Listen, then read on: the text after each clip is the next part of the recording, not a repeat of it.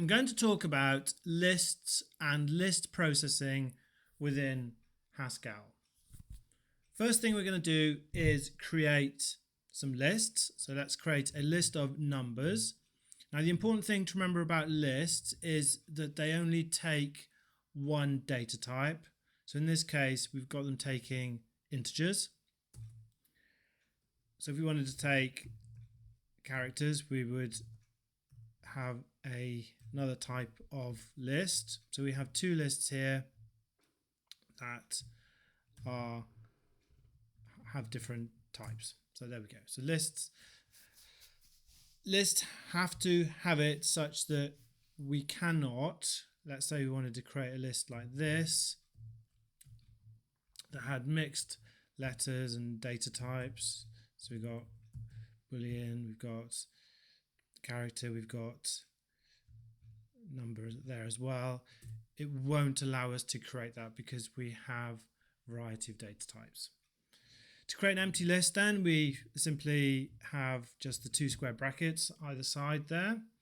And then to test whether our list is empty or not, what we can do is we can use null. So null of x in this case is going to be true because it's true that there's no data there. And if we do null on any of the other two lists that we've created, num, that will be false. We can use shorthand for creating a list with numbers in. So we could do something like this if we wish to.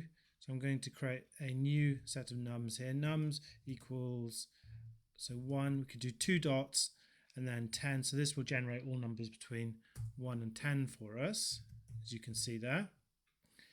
And we can also do list patterns of numbers as well. So let's try that. Let's do nums 2 here. If I was to do this, 2, 4, dot, dot, 12. So this will now do a list where we have 2 and the start and the end, 2 and 12 indicate the start and the end of our list, but the 4 there indicates the next value in our list after the 2, and we can see that there's a skip of 1, so it's got 2, 4, and then Haskell can work out that the remaining numbers have a step of 2 there, so then it goes up in the even numbers. So you can see how that works. Let's now look at a little bit more list processing. So first of all, we've got head. This returns the first value in a list, so we can check that. So this is our list here. We can apply it directly to the list we've created as well. Oh, sorry, head. So you can see it's done that. If we do tail, it takes every value except for the first value in our list. So it's the remaining one. So if I was to do nums here, so nums is going from 1 all the way through to 10. If I was to do tail of nums, it will give us every value except for the first value.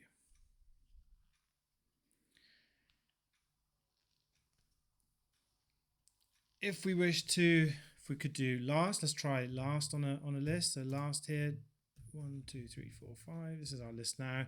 Do last on that, it'll give us number 5. If we do init, it does all our values except for the last value. So these are all useful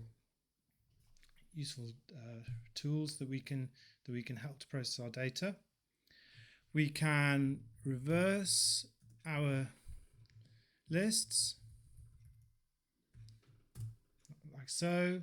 We can determine the number of elements in our lists using length like so. We can also take different number of elements from our list as well. So if we were to do take to, say, so it would take the first 2 elements in our list, and if we were to do drop to, it's the opposite. We do everything except for our first two lists. We can also combine lists in various ways as well. We can append lists in such a way, so we could do it like this. Let me just take 2 lists, and then we do plus plus, and then between them, and then we do the other list as well after that. So that in the same way, we can then prepend and append to a list. To prepend a value to a list, we can do 1, and then this is just prepend a single value, and then to append to a list the other way around. So this is our main list, let's say, and then we can add our value 5 like so. So that allows to prepend append. We can also, another way to prepend to a list is to use the colon approach here. So if I just show you again, so this is our list, and then that will add 1 to the front of our list in that case. And then just want to show this as well.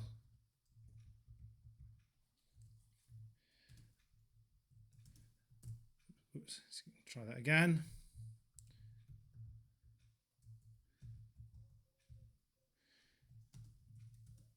So what this does is it takes the value from the position, index position 1 in our list. So in this case, it's 4. So if we were to do, let's try it with a 3, this would return the 7. And if we were to do 0, this would return the 2. So you can see how that pulls out the value in that index position. So lots of different lists and list processing tools there that you can use to generate lists, to manipulate the lists, and that should help you with your functional programming in Haskell.